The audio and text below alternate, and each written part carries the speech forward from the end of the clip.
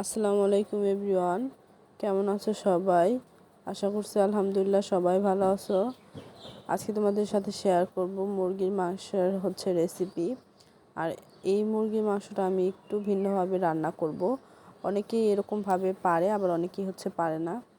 তো আজকে এইভাবে মুরগির মাংসটা কিন্তু খুবই টেস্ট লাগে খেতে, এবং ঝোল করে যেটা হয় ওটাও ভালো লাগে, এটাও ভালো লাগে। তো এখানে আমি কিছু পরিমাণ মুরগির মাংস নিয়েছি, তারপর আলু, এগুলো ভালো করে ধুয়ে, তারপর পেঁয়াজ মরিচ কেটে নিয়েছিলাম, আমি আগে থেকে এগুলো কেটে নিয়েছি। তারপর এখানে পরিমাণ মতো হলুদের গুঁড়ো দিয়ে দিয়েছি। হলুদের গুঁড়োটা আমি একটু বেশিই খাই। তারপর একটু শুকনো মরিচের গুঁড়া দিয়ে দিয়েছি।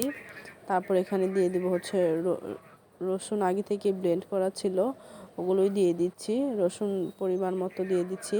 তারপর দিয়ে দিচ্ছি আদা বাটা, এগুলোই আমার আগে থেকেই ব্লেন্ড করা ছিল। তো তারপর এখানে পরিমাণ মতো লবণ দিয়ে আমি ভালো করে মিশিয়ে নেব। এটা খুবই ভালোভাবে মিশিয়ে আমি 5 মিনিটের জন্য রেখে দিব। আবার অনেকে রাখে না, এটা না রাখলেও হয়। তো তারপর এখানে দিয়ে দিচ্ছি জিরে গুঁড়ো, আর জিরে গুঁড়োটা পরিমাণ মতো দিতে হবে। এগুলো আমি আমার পরিমাণ মতো দিচ্ছি, মানে মাংস অনুযায়ী আপনারা আপনাদের পরিমাণ মতো দিয়ে দিবে। তো তারপর এটা 5 মিনিট পর আমি এখানে একটা কড়াই দিয়ে দিয়েছি। এটার মধ্যে এখন আমি তেল দিয়ে দিব পরিমাণ মতো। তেল আমি খুব একটা খাই না, তো এখানে আমি খুব পরিমাণে তেল দিচ্ছি না। তো তারপর এখানে আমি দিয়ে দেব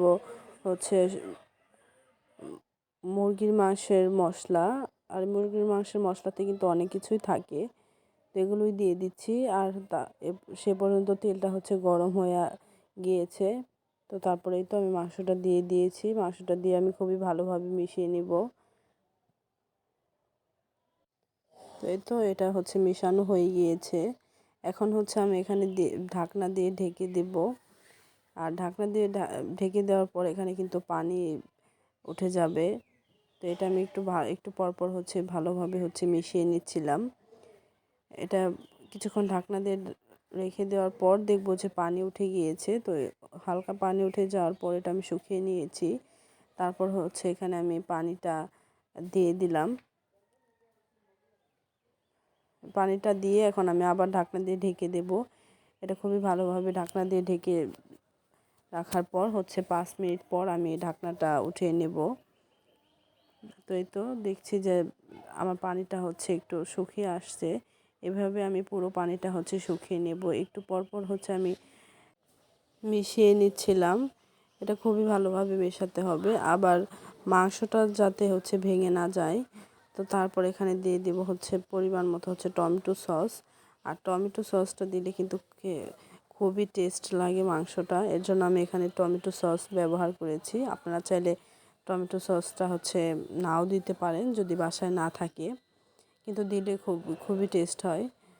তো আবার টমেটো সসটা দিলে একটু একটু মিষ্টি মিষ্টি লাগে। তো এই তো আমার মুরগির মাংসটা রান্না হয়ে গিয়েছে। আরেকটু শুকিয়ে আমি মুরগির মাংসটা নামিয়ে নেব। তো খাবার পর সবাই কিন্তু বলেছিল খুবই টেস্ট হয়েছে। আমার কাছেও তো খুবই ভালো লেগেছে। তো আজকের ভিডিওটা এ পর্যন্তই, দেখা হবে নেক্সট ভিডিওতে। সে পর্যন্ত সবাই ভালো থাকবেন। আল্লাহ হাফেজ, আসসালামু আলাইকুম।